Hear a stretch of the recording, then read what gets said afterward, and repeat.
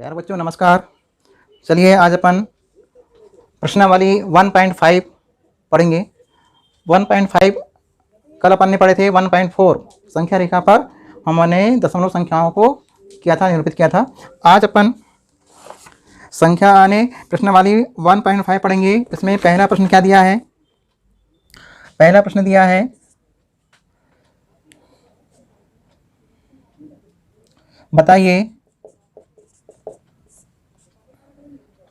बताइए नीचे दी गई, पहला प्रश्न लिखा है बताइए नीचे दी गई संख्याओं में कौन कौन परिमेय संख्या है और कौन कौन सी अपरिमेय संख्या है। यानी आपको 5 दिए हैं यहाँ पर। इन 5 में से आपको छांटना है कि परिमेय संख्या कौन सी है और अपरिमेय कौन सी है। तो चलिए अपन इन्हें आंसर लिखते हैं यहाँ पर। परिमेय संख्या क्या होती है आपको मालूम है ना। यदि अपन ने ये जो परिमेय संख्या है 3 धन वर्गमूल 23 और फिर माइनस करनी 23 लिखा है, तो ये 23 से 23 कटाता है तो बचता है 3, तो 3 यानी बचा पूर्णांक में, तो यह परिमेय संख्या है। फिर यानी वर्गमूल 7/7 है, ये भी वर्गमूल में है, ये दोनों वर्गमूल कर जाएंगे तो ये 2/7 कहलाएगा, तो ये भी संख्या परिमेय कहलाएगी। अब यानी इसमें करनी 5 है, ये यानी किसी से कटेगा नहीं, ये अपरिमेय है। 1/√2 अपरिमेय है और पाई जो है वह हमेशा अपरिमेय होता है। पाई संख्या यानी पाई है ये, तो पाई क्या होता है? अपरिमेय होता है। ठीक है ना। तो अपन ने परिमेय संख्या यानी परिमेय संख्या, तो परिमेय संख्या कौन सी होगी बताओ? 1 बाय 1 बताते चलो आप लोगों को। पहला प्रश्न, पहले का उत्तर क्या आएगा? 2 माइनस वर्गमूल 5, ये संख्या क्या है? अपरिमेय। अपरिमेय। दूसरा यानी क्या है?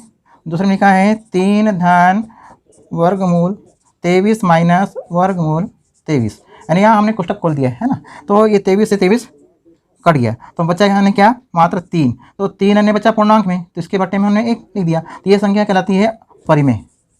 ये परिमेय है, परिमेय संख्या है। ठीक है ना। अब यानी उत्तर आ गया परिमेय संख्या है।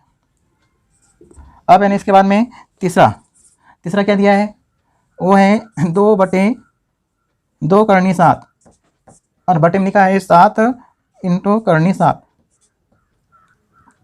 इन दोनों ने भाग में है, तो करनी से करनी 7 ने आपस में करेगी तो उत्तर आएगा 2/7। तो ये भी संख्या क्या कहलाएगी? ये भी इन्हें परिमेय है, परिमेय संख्या है। अब इन्हें चौथा, तो चौथे नंबर में क्या लिखा है? 1/2 ना, तो ये संख्या ने क्या है? अपरिमेय है, अपरिमेय संख्या है। ये यानी आप लोगों को ऑब्जेक्टिव जो विकल्प होते हैं उसमें आते हैं, है ना। तो पांचवा क्या दिया है? 2 पाई, तो ये संख्या भी अपरिमेय। पाई अपरिमेय संख्या है, लेकिन यानी पाई का मान यदि आपने ले लिया यानी 22/7, ये संख्या परिमेय कहलाती है। लेकिन यानी पाई ऐसा लिखा हुआ है सिंबल में, संकेत में पाई लिखा हुआ है, ये पाई यानी अपरिमेय संख्या है, अपरिमेय संख्या। ये यानी सबके आंसर हो गए। ठीक है ना। तो आप यानी लाइन से आपको छांटना था, हमने नहीं छांट लिया। देखिए दूसरा और तीसरा परिमेय संख्या है, और पहला और चौथा और पांचवा ये यानी अपरिमेय संख्या है। तो आप यानी इसको उतार लेना है आपको, परीक्षा में ये ऑब्जेक्टिव में आ सकता है। चलिए इसके बाद में दूसरा प्रश्न पढ़ते हैं।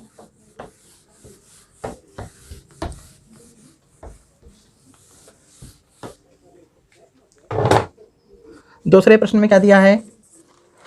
दूसरा प्रश्न में लिखा है निम्नलिखित व्यंजकों में से प्रत्येक व्यंजक को सरल कीजिए, है ना। अब यानी सभी व्यंजक को आपको हल करना है मात्र सिंपल रूप से। यहाँ पर क्या लिखा है? 3 धन वर्गमूल 3 पहला व्यंजक, और दूसरा व्यंजक है 2 धन वर्गमूल 2। इनके बीच में इंटू है।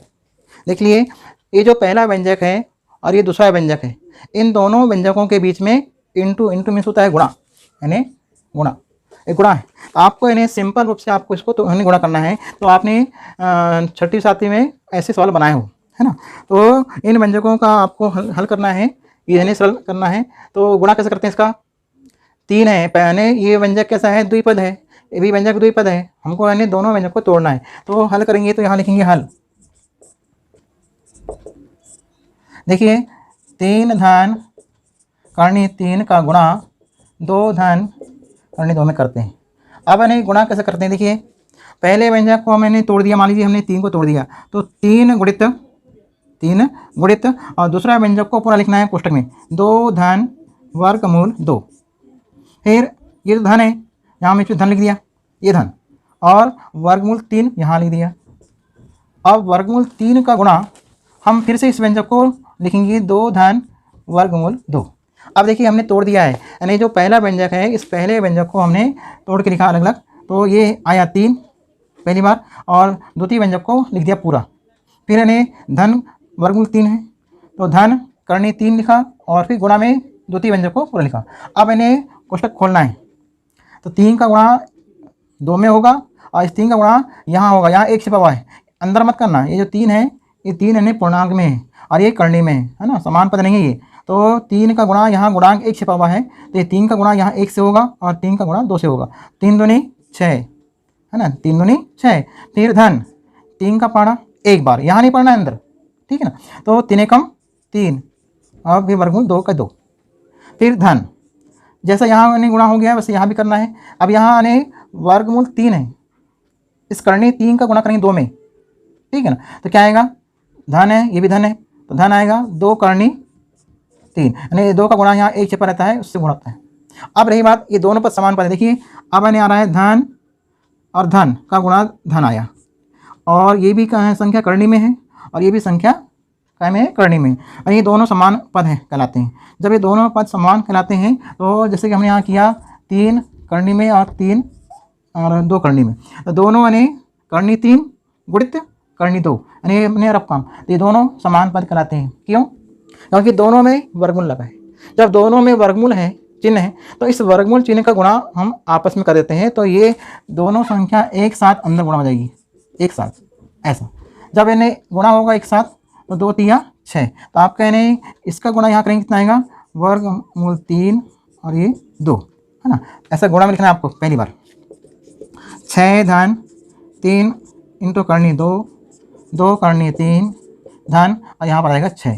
अब यहाँ ऐसे कोई समान पद है क्या, कोई भी समान पद नहीं है। यहाँ 6 लिखा हुआ है, यहाँ यानी 2 करनी 3 है तो ये उल्टे क्रम में है, 3 करनी 2 है, यानी यहाँ पे ये दोनों पद समान नहीं है। क्यों नहीं समान पद नहीं है, क्योंकि यहाँ पर 3 करनी में है तो यहाँ 2 करनी में, यानी दोनों यानी अलग अलग पद हैं। ये पद भी अलग है, ये अलग अलग पद है, ये अलग है, ये भी अलग है, यानी पूर्णांक में। तो यहाँ पर चारों पद कैसे हैं, सब यानी अलग अलग हैं। तो ये यानी इसका यानी आंसर कहलाएगा, आंसर आ गया। क्यों आंसर आएगा ये, क्योंकि इससे अब आगे संख्या बढ़ती नहीं है, ना तो ये संख्या जुड़ती है और ना तो घटती है। कोई पद समान नहीं है, यदि यहाँ कोई समान पद होता तो उसको अपन जोड़ते घटाते चिन्हों के आधार पर। तो यहाँ पर यानी सभी पद अलग अलग हैं, इसलिए इसका आंसर कहलाएगा।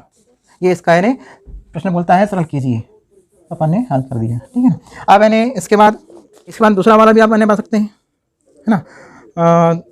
दूसरा तीसरा सब यानी इसी टाइप के बनेंगे। ये जो तीसरा है वो तीसरे में आपको यानी लगाना है सूत्र, वर्गमूल 5 धन वर्गमूल 2 के ऊपर 2 की घात। चलिए अब इन्हें या इसको 2 बार लिख दीजिए, या फिर यानी आपका a + b का होल स्क्वायर का जो सूत्र होता है उस सूत्र से हल करिए, है ना। तो आपको दोनों में से जो बनाना है सूत्र से बनाना है, सूत्र विधि का ये प्रयोग हो सकता है यहाँ पर, और नहीं तो फिर यानी आपके यानी गुणनखंड तोड़ के। तो जिस संख्या पर जितनी घात होती है उस संख्या का उतनी बार यानी गुणा होता है, ठीक है ना। तो अपन इसको लिख देंगे करनी 5 धन करनी 2 एक बार, यानी 2 घातांक है तो इस पद का 2 बार यानी गुणा के रूप में लिखते हैं। तो करनी 5 धन करनी 2, इस प्रकार से हमने इसको लिख दिया 2 बार, ठीक है ना। अब यानी जिस संख्या पर जितनी घात रहती है उस संख्या का उतनी बार हमने गुणा के रूप में लिख दिया। तो आपके हो गए 2 व्यंजक। हम सूत्र विधि से नहीं बना रहे हैं, हम बना रहे हैं जो पहले स्वर बनाए थे वैसे बना रहे हैं, सिंपल तोड़ के। तो करनी 5 का गुणा करो 5 से, इसको तोड़ो, तो करनी 5 और द्वितीय पद यानी दूसरा जो व्यंजक है करनी 5 और करनी 2, ये अपन ने लिख दिया। फिर यानी सेकंड पद है धन 2 करनी में, फिर यानी इसको लिख दिया करनी 5 धन करनी 2। अब यानी इसको फिर से गुणा करेंगे। देखिए ये जो वर्गमूल 5 है इसका गुणा इन दोनों पद में होता है और ये पूरे समान पद कहलाते हैं क्योंकि सब में करनी है। तो अपन यहाँ लिखेंगे वर्गमूल 5 गुणित वर्गमूल 5। देखिए हमने गुणा कर दिया। फिर यानी धन वर्गमूल 5 और ये 2 है तो यानी वर्गमूल 5 गुणित वर्गमूल 2 हो गया। यानी ये जो बाहर संख्या है, इस बाहर संख्या जो है करनी में 5, इसका दोनों पद में गुणा हो गया। फिर धन ये जो वर्गमूल 2 है इसका गुणा यहाँ करो 5 में, करनी 5 में, तो वर्गमूल 2 गुणित वर्गमूल 5। फिर धन, अब इसका यहाँ गुणा करो लास्ट में तो आ जाएगा वर्गमूल 2 गुणित वर्गमूल 2। अब है ना ये सबके पास दो पद आ गए गुणा में और सब इन्हें सबके माने करनी लगी हुई है, यानी समान पद है तो इनका गुणा कैसे होगा 5 गुणित 5। धन यहाँ पर क्या होगा 5 गुणित 2। धन यहाँ आने होगा 2 गुणित 5। फिर यहाँ धन यहाँ आने क्या होगा 2 गुणित 2। अब देखिए यहाँ पर नहीं क्या आ रहा है, यहाँ तो असमान गुणनखंड है 5 और 2, यहाँ समान है जोड़ी बन गई, यहाँ भी जोड़ी बन गई। तो इस जोड़ी जब बनती है तो यानी पौने जो करनी है ये यानी जोड़ी बनाने जोड़ी वाले मिले गुणनखंड 5 और 5 की जोड़ी बन गई तो एक जोड़ी बनी तो 5 यानी यहाँ से वर्गमूल हट जाता है, ठीक है ना। धन अब यहाँ पर ये दोनों यानी समान नहीं है तो यहाँ जोड़ी नहीं बनती, यहाँ आपको आपस में गुणा करना है 5 दूनी 10, यहाँ यानी 1 से पाए गुणांक। फिर धन यहाँ पर यानी 2 पंचे 10। फिर धन यहाँ पर जोड़ी बन गई है तो जब जोड़ी बन गई तो क्या होगा यहाँ बताओ, यहाँ हो जाएगा 2 की जोड़ी बनी है और ये लगा है वर्गमूल, तो वर्गमूल से ये जोड़ी का कट जाता है संबंध और 2 बचता है ना। अब ये ने 5 और ये 2 दोनों क्या है पूर्णांक हैं, इन दोनों धन में हैं, दोनों का आप जोड़ दीजिए और इस सब में गुणांक क्या है 1 छिपा हुआ है तो कितना आएगा 5 और 2 7। 7 धन 1 और 1 2 अनेक वर्गमूल 10 कितने बार है 2 बार है इसलिए 2 करनी 10। तो ये इसका यानी सरलतम रूप हो गया, हल हो गया, आंसर आ गया। अब इसको यानी सूत्र विधि से बनाएंगे, सूत्र विधि से बनाएंगे आप लोग तो ये यानी अभी हमने बिना सूत्र से बनाए हैं। ये जो वर्गमूल 5 धन वर्गमूल 2 पे वर्ग था, हम इस वर्ग को 2 बार इस गुणा यानी व्यंजक को लिख दिया, गुणा में वर्ग हट गया और हमने इस व्यंजक को 2 बार लिखकर यानी गुणा किया सिंपल रूप से और ऐसा हल कर लिया, उत्तर आया। अब इसी सवाल को मैं सूत्र विधि से बता रहा हूँ, बता लीजिए। अब यानी देखिए इसकी पहली विधि हो गई है ना, दूसरी विधि या सूत्र विधि से हल करते हैं। तो सूत्र है इसमें क्या लगेगा a धन b का वर्ग बराबर a का वर्ग धन 2 गुणित ab धन b का वर्ग, ये यानी सूत्र है ना। इस सूत्र का यहाँ हम करेंगे प्रयोग। तो करनी 5 धन करनी 2 पे क्या है वर्ग, अब इसमें यानी a धन b का वर्ग है तो a के स्थान पर क्या है 5, यानी a का मान क्या है करनी 5 और b का मान क्या दिख रहा है आपको, b का मान दिख रहा है करनी 2। अब आप यानी वर्गमूल 5 और वर्गमूल 2 यानी a का मान 5 और b का मान करनी 2। अब ये जो सूत्र है इस सूत्र में आपको रखना है मान, ठीक है ना। तो यहाँ क्या बोलता है a पे वर्ग है ना, क्या बोलता है वो a पे वर्ग, तो a का मान क्या है 5 तो वर्गमूल 5 पे वर्ग धन 2ab यानी 2ab तो 2 लिख दिए पहले, फिर यानी गुणा a का मान है 5 वर्गमूल, b का मान क्या है गुणा में 2 यानी ये आपका यानी गुणा है तीनों 2ab धन b का वर्ग मतलब वर्गमूल 2 का वर्ग। इस वर्ग से ये वर्गमूल क्या होता है कट जाता है, क्या मिला 5, यहाँ पर 2 की 2, ये दोनों समान पद हैं तो आप इसको नहीं कैसे लिखो, ये समान करनी है तो समान करनी है 5 गुणित 2 धन यहाँ से वर्ग से वर्गमूल कट, कितना आएगा 2। अब यानी 5 और ये 2 पूर्णांक हो गए है ना, 5 धन 2 वर्गमूल 10 धन 2 और 5 जोड़ दिए, अच्छा ने ये दोनों पूर्णांक में है समान पद है तो दोनों धन में है तो 5 और 2 7 धन 2 इंटू करनी 10। तो इसका यानी सूत्र विधि से हल किए तो आंसर इतने आया। अपन ने दोनों विधि का प्रयोग किया, देखिए अपन ने इसके पहले बिना सूत्र विधि से बनाए थे यानी गुणनखंड तोड़ के, यानी इस वर्ग है इसको 2 बार लिखकर यानी इस व्यंजक को हमने क्या लिखा 2 बार और 2 बार लिख के गुणा किया तो उत्तर उतनी आया था और सूत्र विधि से हल किया अपन ने तो आंसर उतनी आ रहा है, ठीक है ना। तो आप यानी जो लगता है आपको सरल पहली वाली विधि या दूसरी विधि, ये सूत्र विधि है यानी इस सवाल के लिए। अब 2 व्यंजक दिए रहते हैं गुणनखंड में तो आपको तो गुणा करना ही है पहले समान, लेकिन आपको यानी इस तीसरे नंबर सवाल को मैंने दोनों विधि से बता दिया हूँ, ठीक है।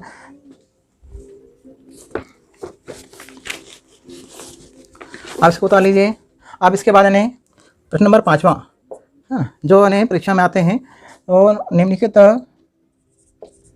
के हरों का परिमेयकरण कीजिए। अब देखिए परिमेयकरण क्या होता है ना। तो पहला सवाल हम बता रहे हैं 5वें का पहला, वो क्या लिखा है, 1/वर्गमूल 7। ठीक है। अब इसको ने हर में क्या लिखा है, हर में करनी है ना, ऊपर अंश में 1 है। अब यहाँ बोलता है हरों का, यानी जो संख्या हर में है, इस हरों का आपको क्या करना है, परिमेयकरण। तो आप समझेंगे कि परिमेयकरण क्या होता है। जो संख्या हर में रहती है उस हर वाली संख्या का अंश हर में गुणा होता है। हर वाली संख्या का अंश हर में गुणा होता है। 1/7 दिया हुआ है और यहाँ लिख रहे हैं हर का परिमेयकरण।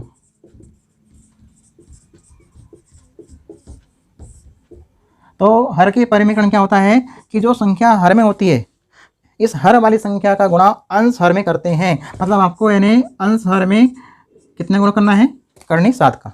ठीक है ना। तो वर्गमूल 7 का अपन ने गुणा कर दिया।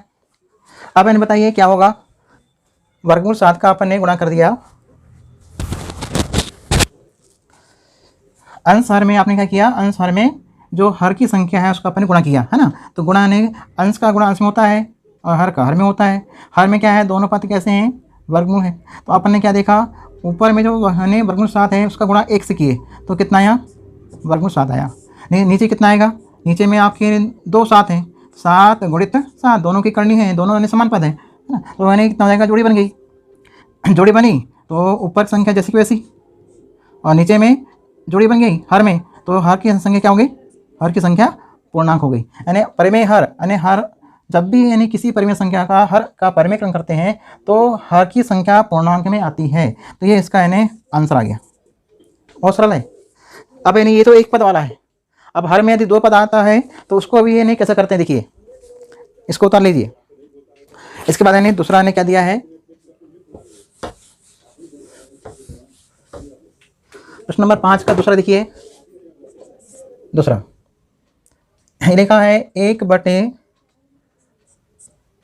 1/वर्गमूल 7 माइनस वर्गमूल 6। ये यानी आपका हर में क्या आ गया, एक द्विपदी व्यंजक। ठीक है ना, देख रहे आप लोग।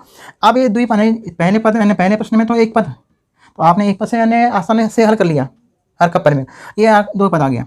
अब 2 पद आया तो हमने अपन लिखेंगे हल 1/वर्गमूल 7 माइनस वर्गमूल 6। ये यानी द्विपदी व्यंजक है। क्या है, हर में संख्या लिखी है वर्गमूल 7 माइनस वर्गमूल 6। ये चिन्ह है माइनस, ये आपका द्विपदी। तो जब भी ऐसी संख्या आती है हर में द्विपद में और चिन्ह ने माइनस दिया है, यदि माइनस चिन्ह दिया है तो उसका चिन्ह प्लस करो और नीचे ऊपर गुणा कर दो उसी संख्या को। यानी ये जो संख्या हर में लिखी हुई है, यानी हर में क्या लिखी है, करनी 7 माइनस करनी 6। तो यहाँ पर जो वर्गमूल 7 है, वर्गमूल 6 दिया है, बीच में माइनस दिया है, माइनस को आप प्लस करो और वर्गमूल 7 और यहाँ वर्गमूल 6, मतलब है कि चिन्ह बदल के, क्या आप समझे, आपने समझे कि हर की संख्या यदि द्विपद में है तो हर की संख्या को नीचे ऊपर गुणा करते हैं लेकिन चिन्ह बदलकर। तो आप यानी यहाँ लिखेंगे वर्गमूल 7 धन वर्गमूल 6। यानी आपने क्या किया, आपने अंश और हर में यानी हर की संख्या को चिन्ह बदल के गुणा कर दिया। इसी को कहते हैं हर का परिमेयकरण, हर का परिमेयकरण इसी को कहते हैं। तो ये जो संख्या अपन ने किया ये हर का परिमेयकरण है। तो अपन ने यानी गुणा करें, तो जब भी यानी हर में द्विपद संख्या होती है, द्विपदी, तो जब भी हर में द्विपद संख्या होती है और उसका आप करते हैं हर का परिमेयकरण, चिन्ह बदल के जब गुणा करते हैं तो नीचे में एक सरसमीका प्राप्त होती है, a माइनस बी और a प्लस बी। क्यों, क्योंकि दोनों संख्या सेम होती है। एक संख्या का चिन्ह माइनस, एक का चिन्ह प्लस। यदि यहाँ प्लस होता तो यहाँ माइनस लेते, यदि यहाँ होता प्लस तो यहाँ माइनस और यहाँ माइनस होता। अब जब यहाँ माइनस है तो यहाँ हो गया प्लस। यानी चिन्ह बदल के, क्या समझे आपने कि चिन्ह बदल के आपने गुणा किया है अंश और हर में, अंश और हर में आपने गुणा किया। तो अपने अंश का गुणा अंश में करें तो यहाँ तो 1 लिखा हुआ है ना, तो कितना आएगा, जैसे कैसा आएगा, वर्गमूल 7 धन वर्गमूल 6 ऐसा। लेकिन हर में क्या करेंगे अपन लोग, हर में एक सूत्र आपने याद किया होगा बीजगणित वाला, a का वर्ग a माइनस बी और a प्लस बी, ये आपके 2 व्यंजक हैं। इन दोनों व्यंजकों का गुणनफल ए पे वर्ग माइनस बी पे वर्ग होता है। देखिए ये दोनों पद का गुणा, जब भी आपके ऐसी कोई सवाल यानी सूत्र है, ये सूत्र है, तो जब भी ऐसा कोई सूत्र सवाल आता है हर में द्विपद और उस पद का आप करते हैं हर का परिमेकरण, चिन्ह बदलते हैं, यदि यहाँ माइनस है तो प्लस करेंगे, यदि यहाँ प्लस है तो यहाँ करके माइनस करेंगे, तो चिन्ह बदल के आपको गुणा करना पड़ता है। जब चिन्ह बदल के गुणा करते हैं तो समझना कि इसने हर में आपकी सूत्र सर्वसमीका 3, इसको यानी सर्वसमीका 3 कहते हैं ना बीजीय व्यंजक में, सर्वसमीका 3 है ये। तो सर्वसमीका 3 है ये, क्या है ये? सर्वसमीका 3, सर्वसमीका 3। ये आपने कहाँ पढ़ा है? 8वीं क्लास में, 8वीं क्लास में सूत्र है ये। तो सर्वसमीका 3 कहलाते हैं 3 से। तो आप यानी हर में हमेशा क्या लगेगी? सर्वसमीका 3 लगेगी। तो इस सर्वसमीका से ए पे वर्ग और होता है माइनस बी पे वर्ग, यानी ये पद ए कहलाता है और ये बी कहलाता है। तो आप यानी लिखेंगे -7 पे वर्ग और माइनस करनी 6 पे वर्ग, ऐसा। देखिए अपन ने इनका गुणा कर दिया, हर अंश की संख्या का गुणा अंश में किया, हर की संख्या का गुणा हमने हर में किया, लेकिन सूत्र से, सूत्र का हमने यहाँ प्रयोग किया है। तो यानी कितना आएगा बताइए? ऊपर संख्या जैसी कि वैसी, ऊपर में संख्या जैसी कि वैसी, और नीचे में संख्या, ये जो वर्ग है इस वर्ग से ये वर्गमूल आपस में कट जाएगा तो कहलाएगा 7, क्या बचेगा? 7। यहाँ पर भी बीच में माइनस, और यहाँ जो वर्ग है इस वर्ग से वर्गमूल कट जाएगा तो बचेगा 6। अब 7 में से 6 घटाएं, कितना आएगा? पूर्णांक है 7, यानी 7 क्या है? पूर्णांक, और 6 पूर्णांक। तो दोनों पूर्णांक है, दोनों को हम घटाएंगे तो 1 बचेगा। तो ऊपर ने अंश में आएगा वर्गमूल 7 धन वर्गमूल 6 बटे 7 में से 6 घटाओ 1, है ना, पूर्णांक में 1। जब यानी हर में 1 आ गया तो इसका आंसर यानी 1 का कोई मतलब ही नहीं, भाग देने से उतनी आएगा। तो आंसर क्या कहलाएगा इसका? इसका आंसर कहलाएगा वर्गमूल 7 धन वर्गमूल 6, यानी ये जो 1 लिखा है हर में उसको हटा दिए, ये इसका आंसर कहलाएगा। तो आप इस प्रश्न का हल ऐसा करेंगे, जब भी यानी हर में द्विपदी व्यंजक आता है तो उसका जो साइन है, चिन्ह है, उस चिन्ह को बदल के नीचे ऊपर यानी अंश हर में गुणा करते हैं, उसको कहते हैं हर का परिमेकरण। क्या कहते हैं उसको? उसको कहते हैं हर का परिमेकरण कहते हैं। तो ये यानी आपका यानी सवाल ऐसा हल होता है। जब हर का होता है परिमेकरण तो हर में आपको गुणा करते समय ध्यान देना है कि हर में जब भी गुणा होता है तो सूत्र सर्वसमीका 3 से होता है, a minus B, a plus B बराबर होता है a पे वर्ग माइनस b पे वर्ग। तो आपने यानी उसी सूत्र का यहाँ प्रयोग किया, इसको a माना इसको b माना, तो a पे वर्ग माइनस b पे वर्ग। अब यानी वर्ग से वर्गमूल कट गया और वर्ग से वर्गमूल कट गया तो बच्चे यहाँ 6, यहाँ 7, 7 में 6 घटाए 1, और अंश का गुणा जैसे का वैसा आया। तो उत्तर क्या आएगा? वर्ग यानी करनी 7 धन करनी 6 आंसर आएगा। ये यानी प्रश्न नंबर 2 हो गया, है ना। तो पहला, दूसरा यानी तीसरा भी आप यानी इसे बना सकते हैं। बस सभी यानी आपको बनाना है, सेम है सवाल यानी आपको, पर परीक्षा में ये सवाल आते हैं तो इसलिए आप लोगों को तैयार करना है, ठीक है ना। अब आप यानी कल देखेंगे बेटा अगली प्रश्न वाली। तो धन्यवाद।